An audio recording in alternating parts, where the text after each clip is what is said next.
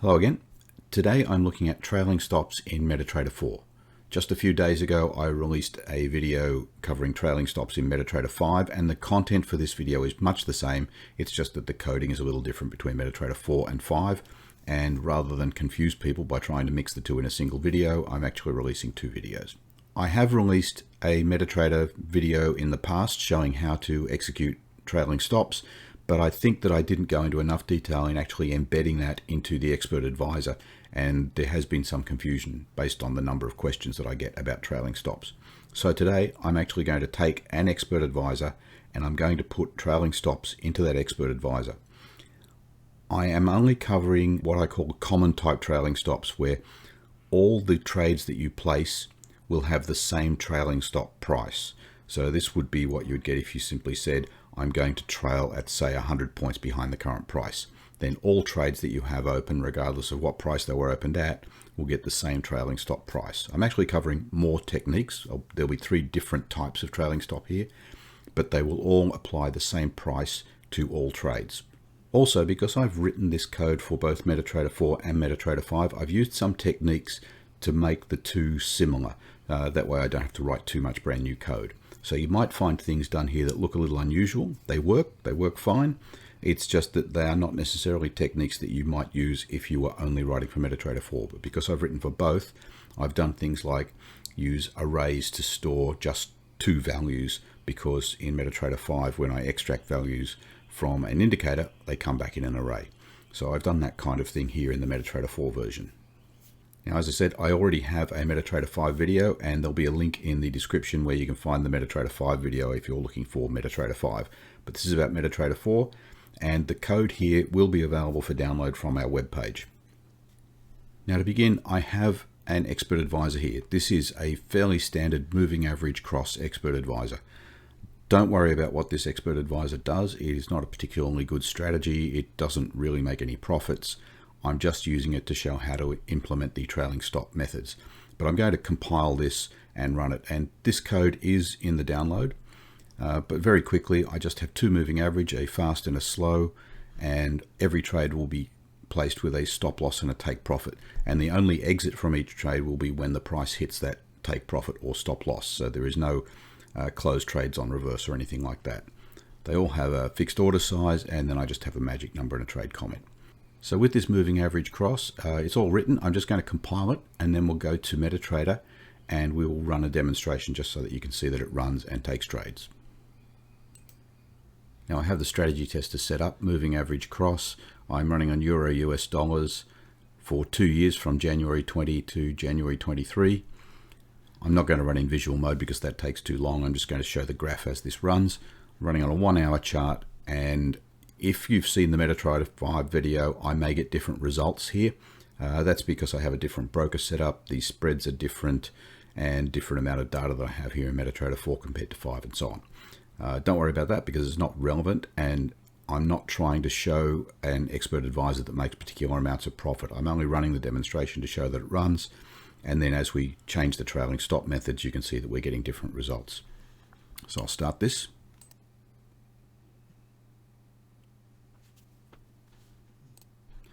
So on that 2 years of data, a small loss, $27.20 there. So now let's move on, and we'll actually begin to apply different types of trailing stop. And now I'm back in the MetaTrader 4 editor. I've just made a copy of the MA Cross and called it MA Cross Common TS. And I have just changed the comments here and the property statements, but nothing else has changed. So this is the same Expert Advisor so far. And the first thing I'm going to do is introduce an enum here. This enum actually has nothing to do with the calculation of the trailing stops, but because I'm going to be showing you how to use 3 different types of methods, I've created an enum where I'm going to name each one, and then this one Expert Advisor will have an option to select between those. But right now I've only got the first one, and this particular trailing stop is the standard points-based trailing stop. I'm going to set a points distance behind the current market price, and the trailing stop will follow that. But for now, I've got the enum with only 1 value in that enum for the trailing stop method. Next, I'm going to amend the inputs, or I'm going to add more inputs to deal with the trailing stop points.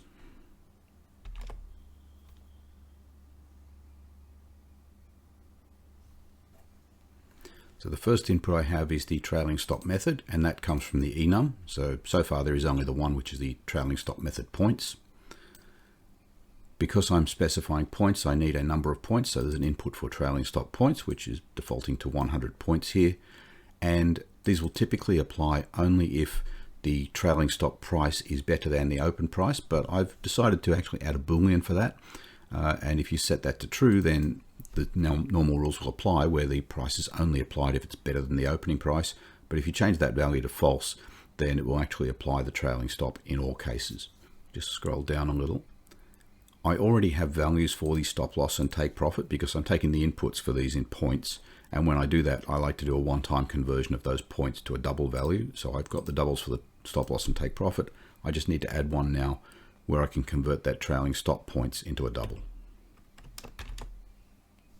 Now with that trailing stop double value, I actually need to do the conversion. Here in the on and it, I already have conversions for the stop loss and the take profit using the points to double function. So I just do the same for the trailing stop value, points to double of the input trailing stop points.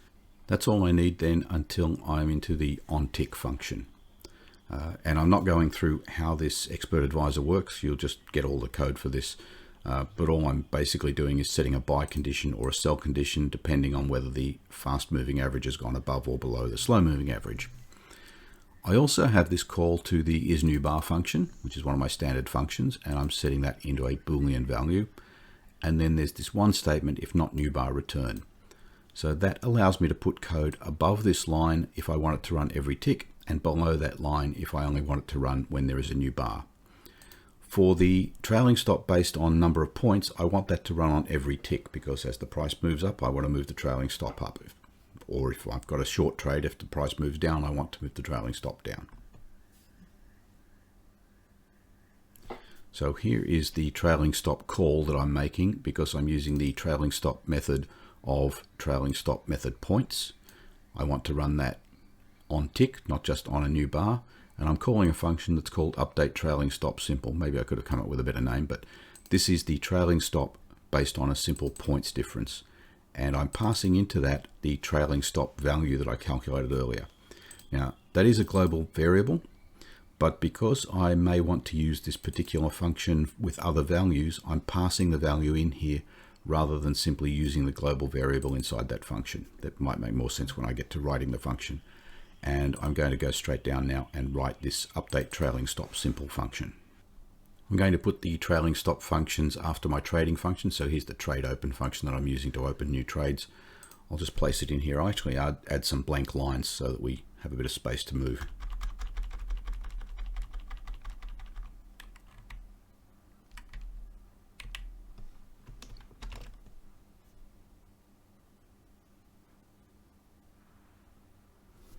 So now in the trailing stop simple function, I've passed in the value of the trailing stop gap. And I'm now going to calculate a different trailing stop price depending whether these are buy trades or sell trades. I do that with the symbol info double, which I get the symbol bid price, which is the close price for a buy trade, or the symbol ask price, which is the close price for a sell trade. And then I simply subtract the trailing stop gap from the buy closing price and add the trailing stop gap to the sell closing price. And then I'm going to call another function, update trailing stop, passing in that buy and the sell. So this update trailing stop will be my standard function I'm going to use for all of these different methods of calculating a trailing stop, because the only difference between all of the methods I'm going to show you is the way they calculate this buy and sell trailing stop price. And then actually applying it to the trades is this one common function. And I'll write that common function now. So I've just written the shell of the function so far. It's update trailing stop, and I'm receiving the two values, the trailing stop price for buy trades and the trailing stop price for sell trades. I've got a Boolean variable here that I'm just going to be using to capture the results from each of the attempts to change the trailing stop on trades. I'm not doing anything with it, but it's there in case we need to use it later. And then this is my standard loop for int I equals orders total -1, while I is greater than or equal to 0, I minus minus, so stepping backwards through the list of orders. Now the first statement I have here is this if not select order I. Select order is another custom function, And I'll show you that now. I'm using this because typically inside this loop I would have several statements, one to actually select the order, one to check if the symbol matches, one to check if the magic number matches, and maybe some others. And I use that so often that I'm tending to create single functions that just do all of that and then return a Boolean to tell me if the currently selected order is one that I want. Now, in the case of this particular expert advisor, it's very simple. I only have this one loop, but in most of my other expert advisors, I have this many times. So this is just a technique that I use.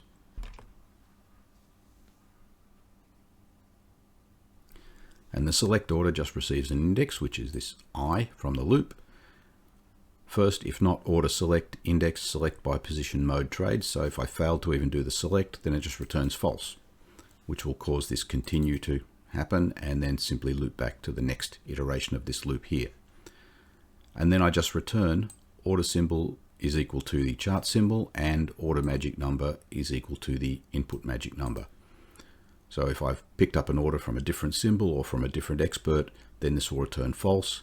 And so I'll simply continue and go to the next order in the orders list. Because remember, this orders total and the select don't have options to specify that you only want orders for this particular expert advisor. You have to include this kind of test yourself.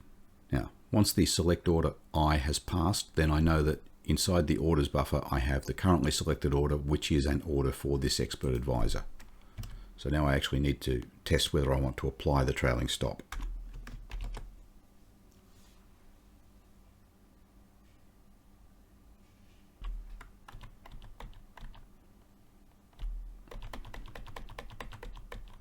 So in the case of a buy trade, so if the order type equals order type buy, if the order stop loss is equal to 0 or the new buy trailing stop price is greater than the current order stop loss.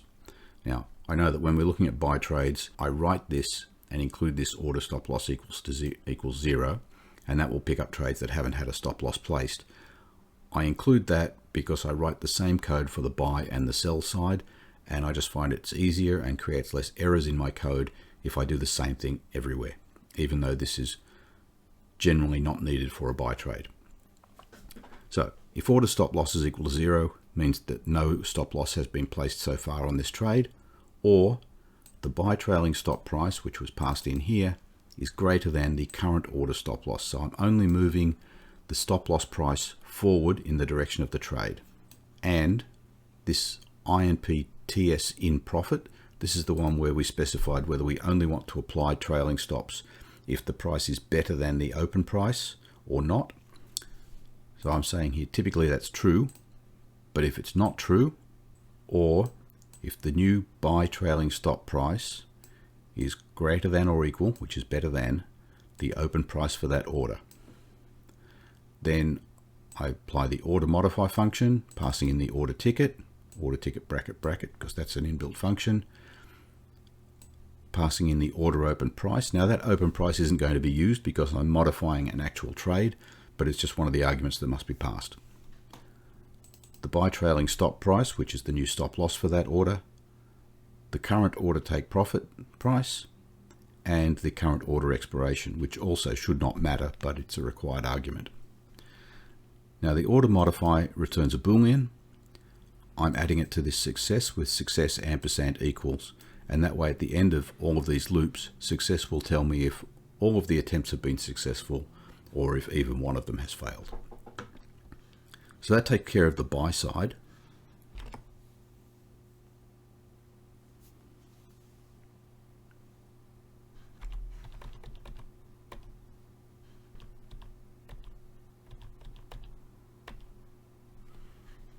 Now, in my particular expert advisor, I'm only placing buy or sell orders.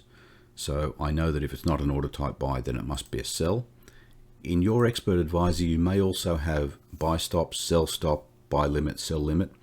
If your expert does have stop and limit orders, you would probably include a statement here to eliminate those, or even go into this select order function and eliminate trades that are not just type buy or type sell, because you really don't want to be applying trailing stops to pending orders. But if we don't have an order type buy, then it must be a sell, and here the statement's pretty much just reversed. I still test order stop loss is equal to 0, meaning it doesn't have a stop loss at all, or the new sell trailing stop price is less than the current order stop loss, which is better.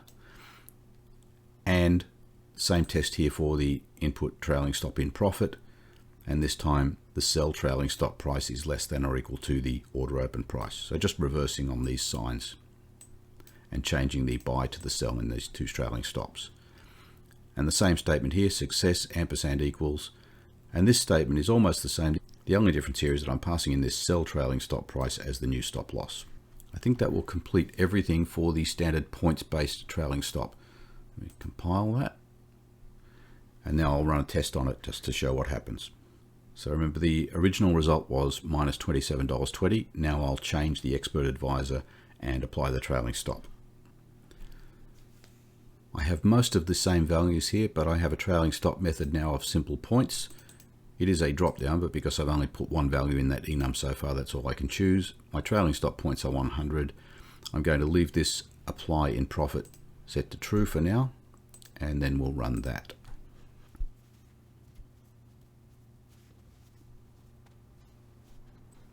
Now you can see the result has changed from minus $27 to minus $80. I'll do one more thing. I'll run that where I change the only in profit to false.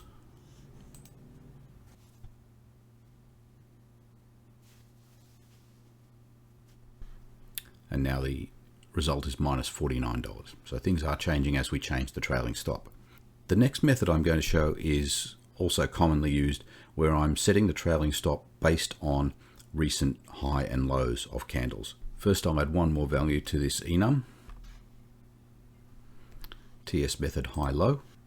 I'll add another input. So I already have a trailing stop method. I won't change the default there. I'll set that when we run the expert. I'm going to leave the input trailing stop points because that's needed if I use the points method. But I'll add one more input, which is this INP trailing stop HL period. So I'm going to be looking by default at the most recent 10 bars, and I'm going to be finding the highest high and the lowest low in that 10 bars. There's nothing more to do with this high-low period, so I can go straight to on tick. And where with the points method I wanted to apply this on every tick, if I'm applying something that's based on just the highest high or lowest low, that is only going to change once on each bar. So I'm going to put this piece of code below the if new bar return line.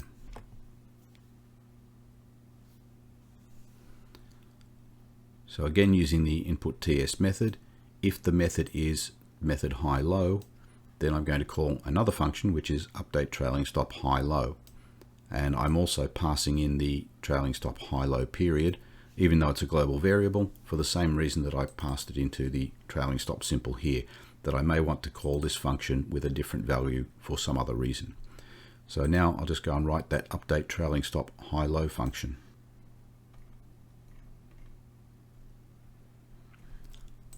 I'll place it after the update trailing stop simple, but before the general purpose update trailing stop.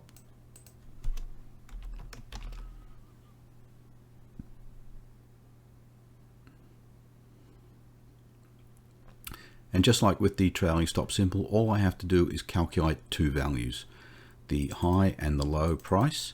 I'm using the functions iHigh and iHighest. So to go through these, iHighest will return the bar number of the bar with the highest value for the current symbol, the current chart period.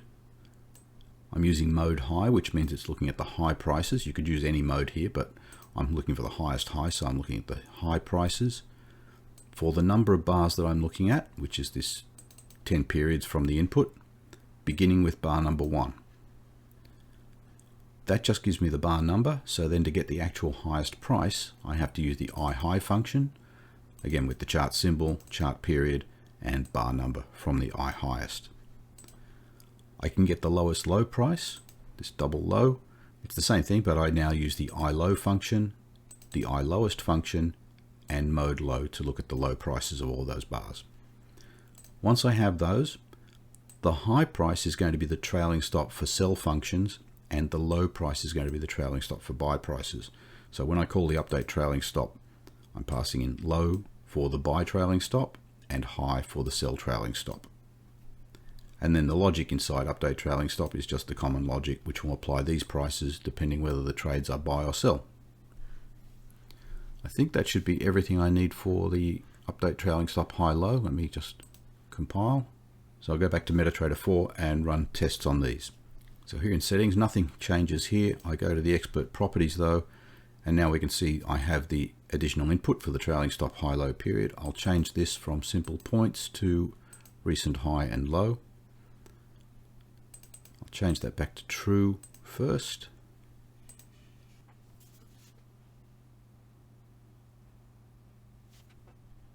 Report minus $89 there. And if I change the input to allow trailing stop on a losing trade,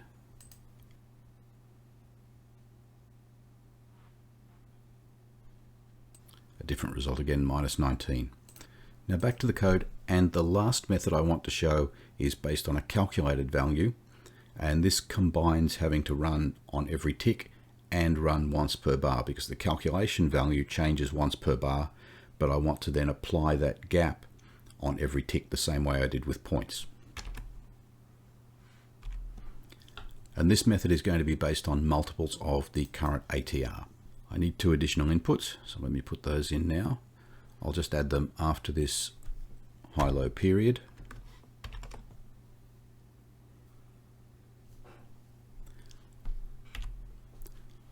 So to calculate an ATR, I firstly need an ATR period, which I'm just defaulting to 10. And then to calculate a multiple of that ATR, I need a multiplier, which is just this ATR multiple, and I'm defaulting that to 3 times the ATR. I don't need to do anything else until I get to on tick. And I'm going to place the code here before the if new bar return. I want to call the trailing stop method for update trailing stop ATR in this case on every tick, as I said, because if the price moves forward, I want to set the trailing stop based on that multiple of ATR behind the current price. So I want to call that on every tick, but I also want to know that this is a new bar. So this one takes a function which is just new bar Boolean, because when that's true, I want to recalculate the value of the trailing stop. So it might make more sense when I write the function. I'm going to do that now.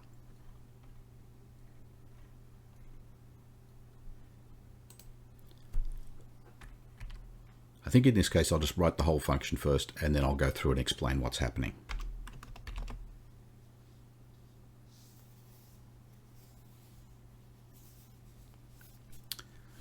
So the update trailing stop takes one argument, which is a Boolean, to say that we have a new bar, because when there is a new bar I need to recalculate the trailing stop. I'm storing the ATR gap value using this static double ATR gap, which I default to 0 to begin with. Static variables retain their value between calls to the function, so although this defaults to 0 initially, the next time this function is called, the value of ATR gap will be what it was when we exited the function last time. Then I have an if statement. So if this is a new bar, I want to recalculate the ATR gap, or if the ATR gap is 0, which means I haven't calculated it yet. Then I'm going to call the functions to calculate that. So double ATR is equal to, and I'm just using the IATR function with the chart symbol, the chart period, that trailing stop period, or the ATR trailing stop period, and I want the value for bar number 1. So I want the ATR for the bar that has just closed. And then the ATR gap is just that ATR value multiplied by the input multiplier. After all of that, just in case there has for some reason been a bad result, I say if ATR gap is equal to 0, return, and that won't apply any trailing stop. If I get past this line, then I have a valid ATR gap number, and I simply call update trailing stop simple with ATR gap. Now, update trailing stop simple is not this generic update trailing stop. It is the function that takes the size of a gap, the same one that we used for the fixed points trailing stop. So I'm calling this, and that is why that value gets passed in here rather than use a global variable. So I'm now passing a gap in here, and everything there then operates in exactly the same way as it would if I was simply calling for a fixed points gap. And that should be everything I need for the ATR trailing stop as well. So let me just compile that. So in the settings now, still leaving everything the same, but I now have a new option here for ATR multiple. I have two new inputs. I'm going to leave those at the defaults. I'll change this back to true, so I'm only applying the trailing stop when it is a better price than the open price.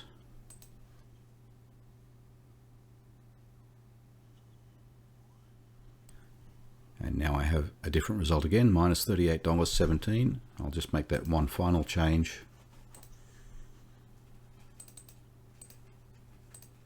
Only apply in profit false.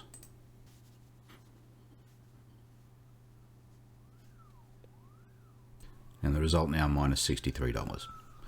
So the point of the test isn't to show that we can make profits with this expert advisor, it's just to show that things change by applying the trailing stops. And just as a recap, I've shown three different types of trailing stop. What they have in common is that all trades will have the same stop loss value applied, depending if they're buy or sell. And so there are three different techniques here that will cover most things you will want to do with that type of trailing stop. There are more advanced techniques where each trade may have a different trailing stop, and I'll cover those in later videos. But for now, this should help you out. This code is available for download. If this has been useful to you, then please click the like button, and if you want to see more of our videos, click subscribe and click the bell icon. So until the next time, thank you for watching.